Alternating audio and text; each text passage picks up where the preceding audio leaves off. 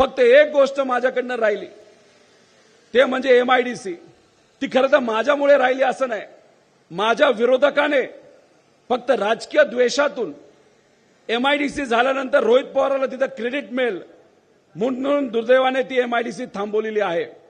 मला त्यांना एवढंच सांगायचंय की आता पुढचे काही दिवसाचं टार्गेट हे तुमच्या सर्वांच्या वतीने टार्गेट म्हणा नाही तर विनंती म्हणा, हे आपण आदरणीय मुख्यमंत्री साहेबांना दिले, कारण त्यांनी त्यावेळेस शब्द दिला होता की या पुढच्या 10-15 दिवसामध्ये MIDC तुमची जी प्रलंबित आहे 100% आम्ही मार्गी लावू.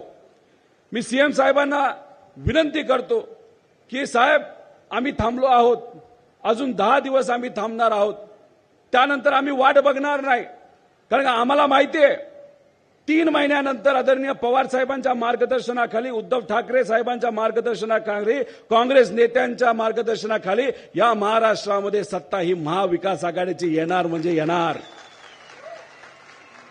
त्यामुळे मग कदाचित त्यावेळेस जेव्हा हे सर्व नेते तिथे लढणार आहेत आणि त्यांच्या सगळ्यांच्या मदतीने या राज्यामध्ये जेव्हा सत्ता येईल, कदाचित त्याच वेळेस असं म्हणावं लागेल की त्या पेपरवर, आपल्या MIDC वर ज्या मंत्र्याची सही पाहिजे होती ती आत्ताचे मंत्री कदाचित जर करणार नसतील तर 3 महिन्यानंतर तुमच्या सर्वांच्या आशीर्वादाने आणि आदरणीय पवार साहेबांसारख्या मोठ्या नेत्यांच्या ताकदीने त्या कागदावर कदाचित आमच्यासारख्या नवीन कार्यकर्त्याची सही सुद्धा असू शकते, असं तिथं आम्हाला नमूद करायचंय.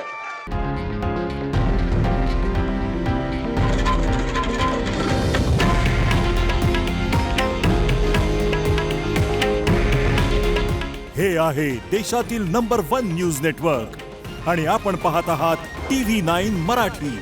काळजी तुमची, हित महाराष्ट्राचं.